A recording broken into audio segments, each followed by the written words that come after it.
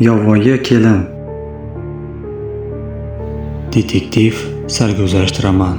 Muallif Nabijon Hoshimov.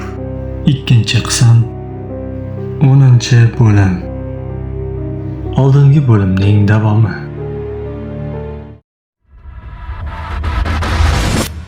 Assalomu alaykum aziz tinglovchi. Videoni boshlashimizdan oldin kanalimizga obuna bo'lib qo'yishni unutmang. Bu siz uchun bir soniyalik ish xolos, biz uchun esa bu juda ham muhim va keyingi qismlarini yanada tezroq tayyorlab taqdim etishimizda asosiy turtki bo'lib xizmat qiladi. Iltimos, obuna bo'ling. Barcha farzandlar o'sha tomonga qarab og'izlari ochilib lol qolishdi. Bejirim shlyapa kiyib, yuzini oq to'r parda bilan to'sib olgan, bo'ynlariga qator-qator tilla zanjirlar u qimmatbaho zirak va uzuklar taqib, yengi uzun zamonaviy ko'ylak va poshnasi baland yaltiroq tufli kiyib, kumush sopli hassani ushlab olgan hurliqo Sabohat ila yuz-ko'zlaridan nur yog'ilib turgandek jilmayib Akromjon akalar kelishmoqda edi. Mana bularning hammasi mening farzandlarim bo'ladi, dedi ota chin faxr bilan. Assalomu alaykum, dedi Sabohat qo'li ko'ksida.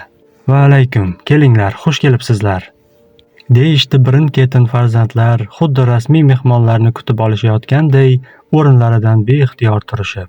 Ular o'tirishgach, Fotiha qilindi.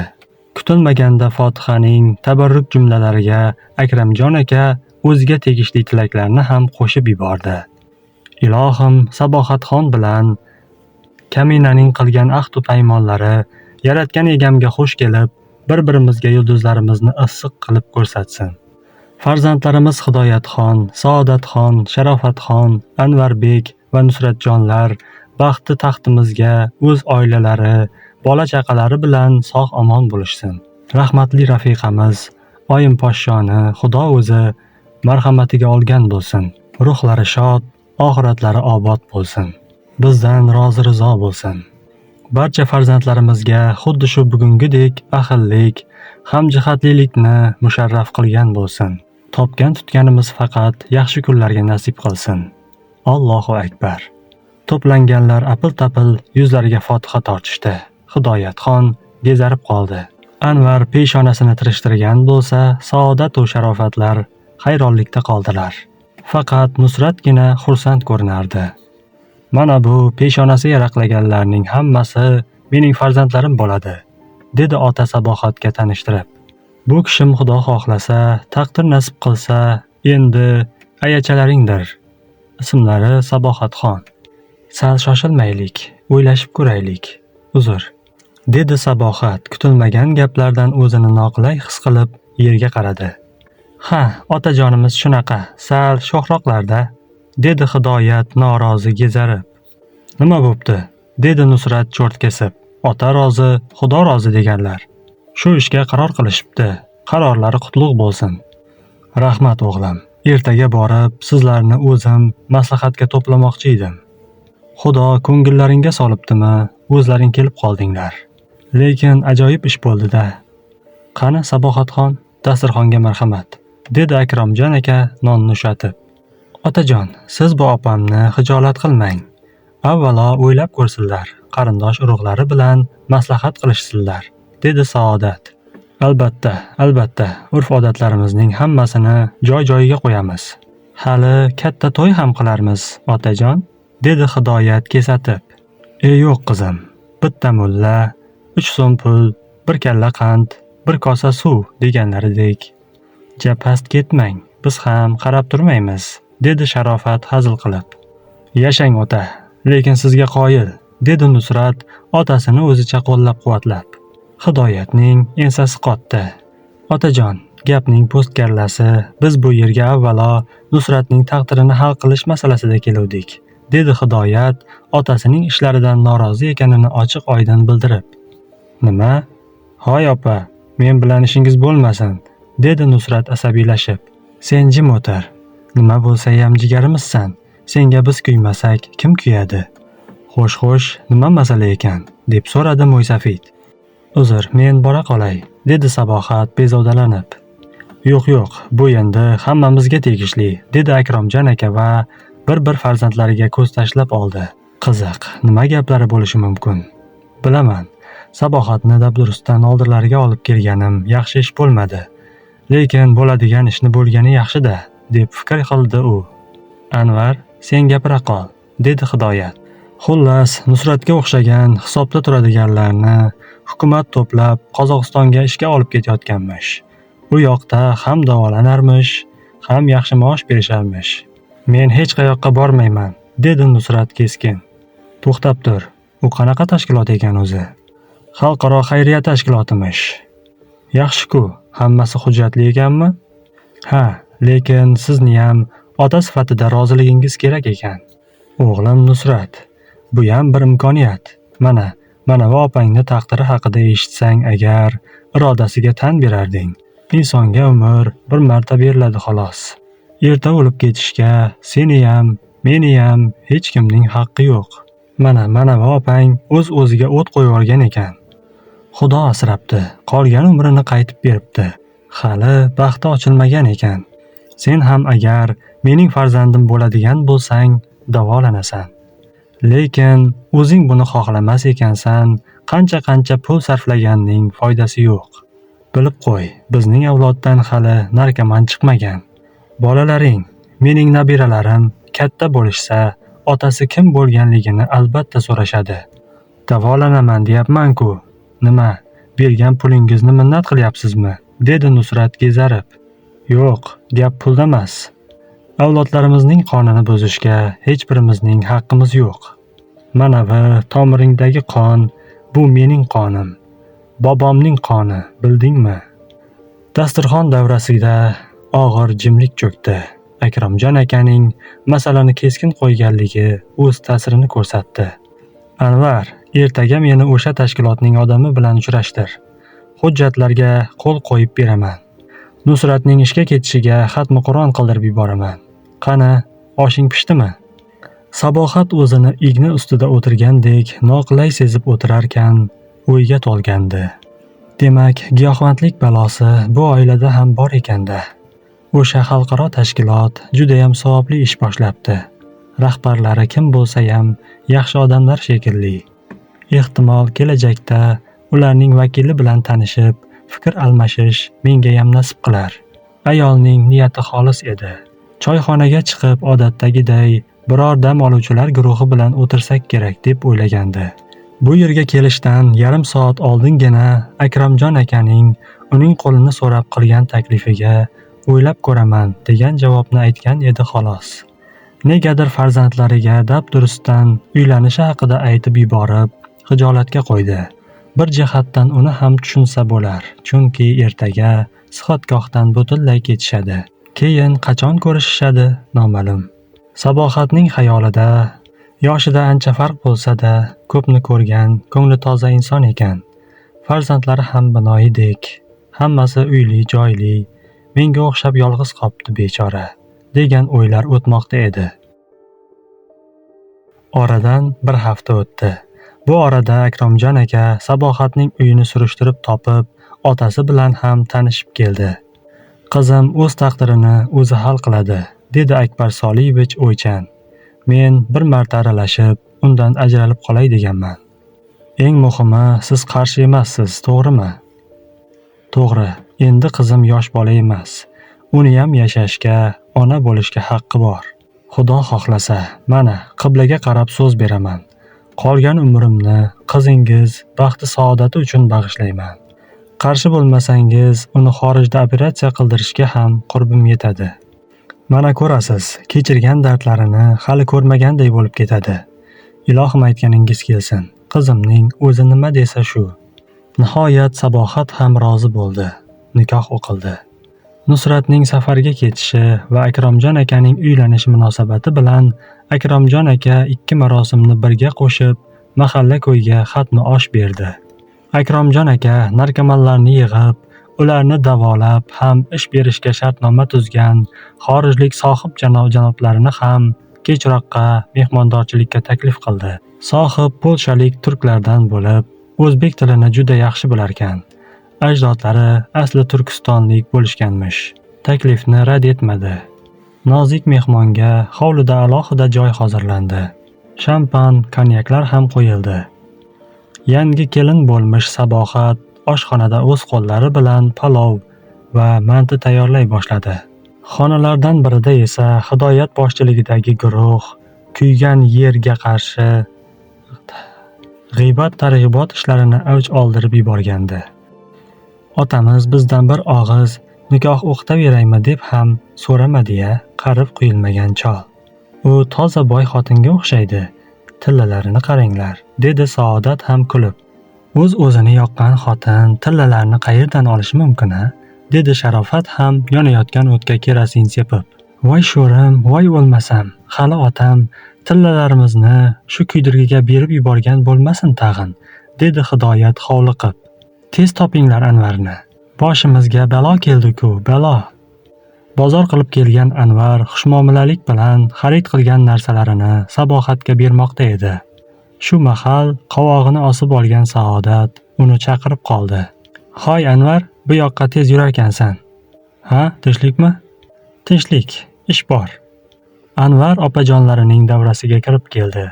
Safarga otlanayotgan Nusrat ham shu yerda edi.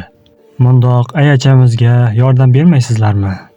"He, ayacha bo'lmay kuyacha bo'lsin", dedi Hidoyat qahr bilan. "Nima bo'ldi?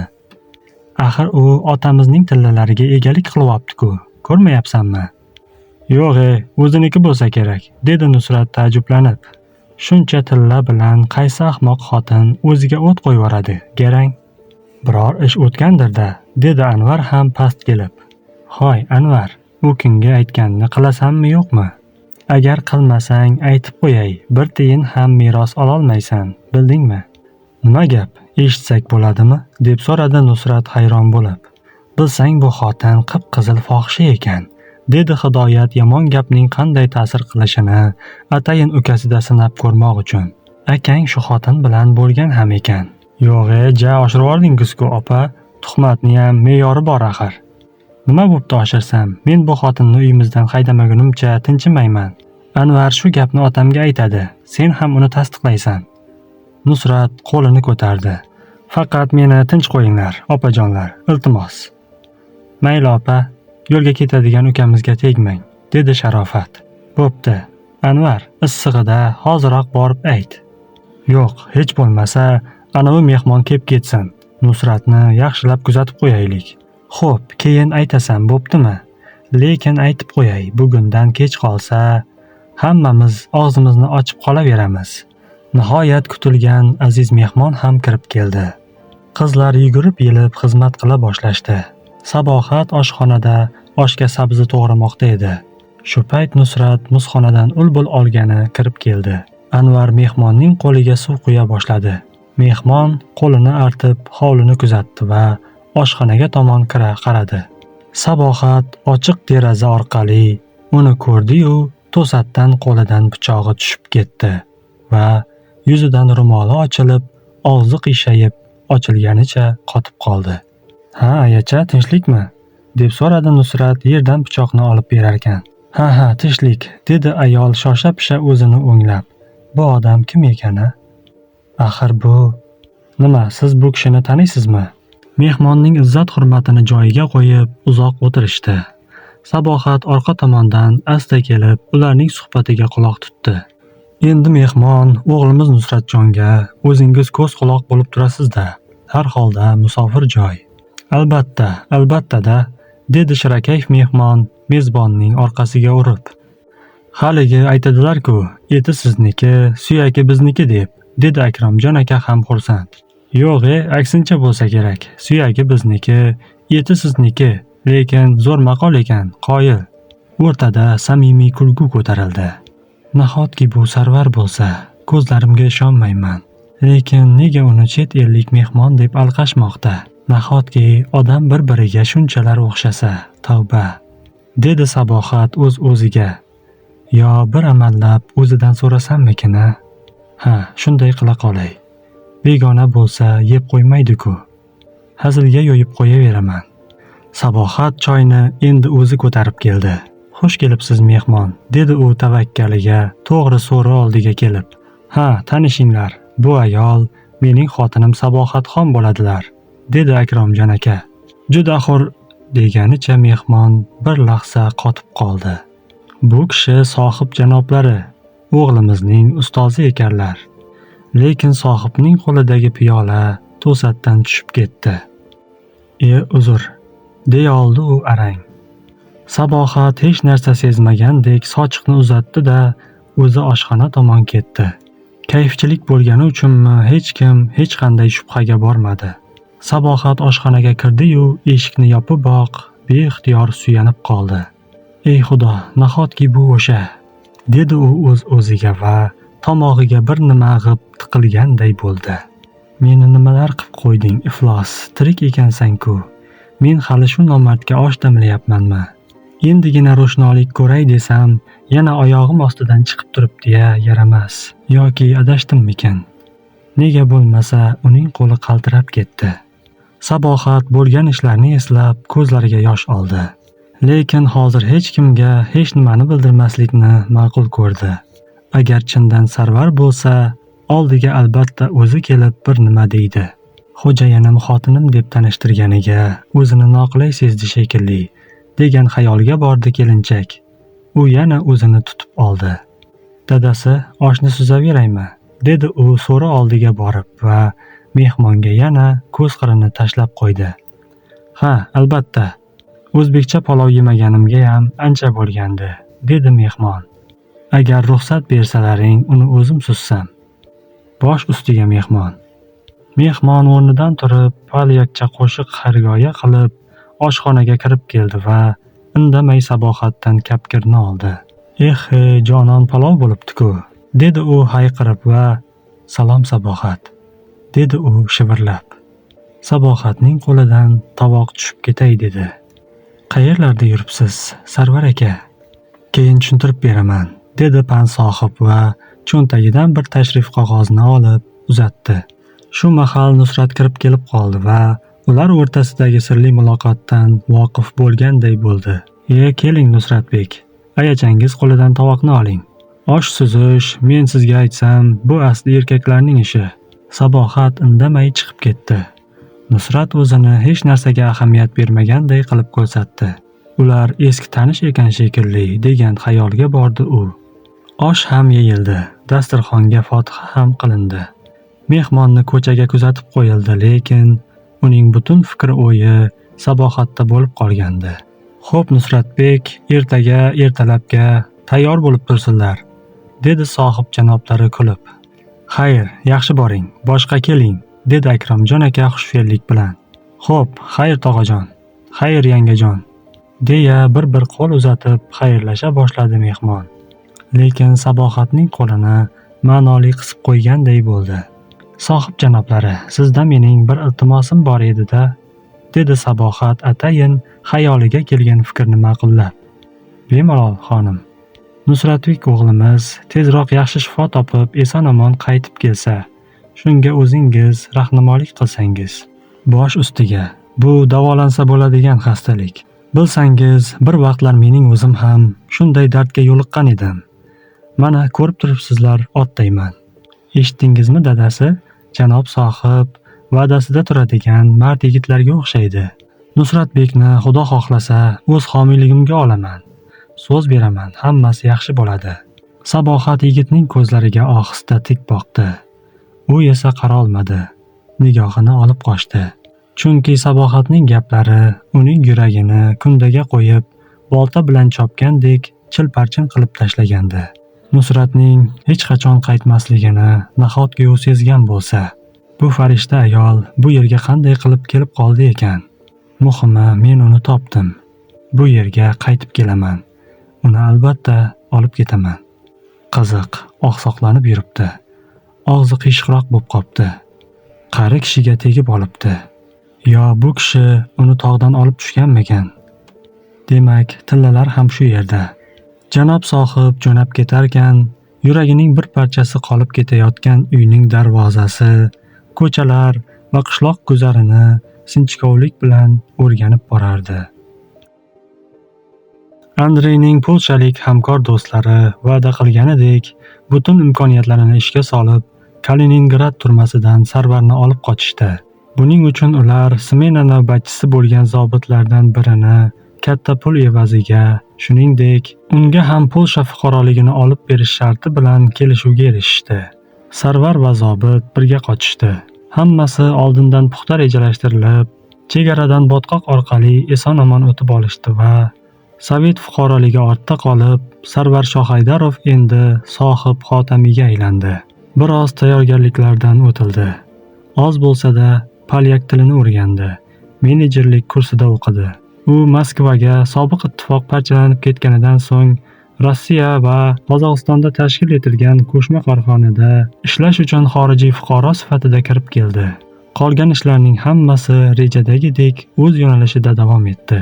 Qozog'istonda tashkil topayotgan maxsus o'quv ishlab chiqarish qo'shma korxonasiga yuzlab ishchilarni yollash ishlari esa sohib xotamiy janoblarining zimmasida edi albatta.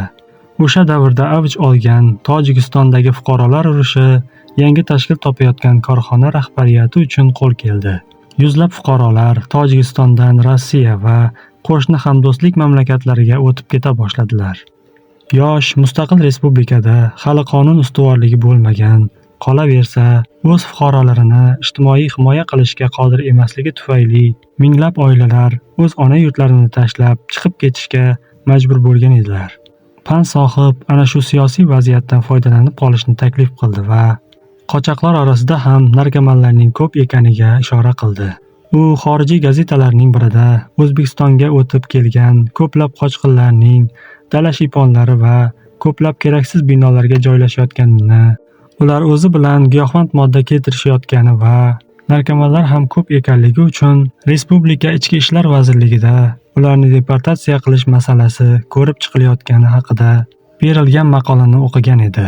Deportatsiya qilinadigan qochoqlar notinch, osoyishta bo'lmagan, xunrezliklar sodir bo'layotgan o'z yurtlariga qaytib ketishdan ko'ra boshqa davlatga ketib har qanday ishda ishlash va yashashga rozi edilar. Sarvarning menejerlik vazifalarida asosan shu maqsad ko'zlangan bo'lsa, ikkinchi o'z maqsadi ham bor ediki, bu jannatxor edi. Chunki Tojikiston va O'zbekistondan kadrlar keltirish bahonasida sabohatni ham qidirib keladi. Topib olgach, uni chet elga olib ketadi. So'ngra rohat-farog'atda umr kechirishadi. Biznesi ham bir maromda boraveradi. Farahbaxsh kunlarning birida o'zining va qizning ota-onasini Polshaga chaqirtirishadi. Bu kutilmagan syurpriz bo'ladi. Sarvar ana shunday ko'knari xayollar og'ushida qolgan edi o'shanda. Lekin hammasi boshqacha bo'lib chiqdi. U notinch bo'lsa ham Dushanbedan katta pul evaziga bir iloj qilib vertolyot yolladi. Qilingan sarf bir chetdan chiqib ketishi aniq edi. U yerni arang topdi. Oradan ancha-muncha vaqt o'tgan bo'lsa-da, uning xayolida sabohat kavakdan chiqib, o'zini Sarvarning bag'riga otadigandek vertolyotdan tushdi-yu, darvozasi vayrona bo'lgan jannatxor tomon yugurdi. Bir talay kiyik va echkilar hurkib qochishdi. Kavakka kiraverish kakliklar va boshqa suv ichgani kelgan jonivorlarning tezagi va qurigan o'tin cho'plarga burkangan edi. Sarvar g'orning og'zi kengaytirilganini payqadi. Demak, kimdir bu ish bilan uzoq shug'ullangani aniq. Buni sabohat qilgan albatta. Lekin inson izi va isi sezilmasdi. "Sabohat!" deya qichqirdi yigit bor ovozida. Biroq hech kim javob qaytarmadi. Ichkarida uxlab yotgandir degan o'yga bordi u va kavakdan kirib bordi. "Sabohat, Safaryor tog'a!" deya qichqirdi u kira solib. Yorug'likdan g'or ichiga kirib borgani uchun ko'ziga dastlab hech nima ko'rinmadi. Tepadagi tuynukni mo'ljalga olib buloq oldiga bordi va to'satdan bir qabrga ro'para bo'lib yuragi orqaga tortib ketdi. Nahotki u o'lgan bo'lsa degan o'ta noxush xayolga bordi u va "Sabohat!" deya qichqirdi-da, ikki qabr oldiga tizzalab o'tirib qoldi.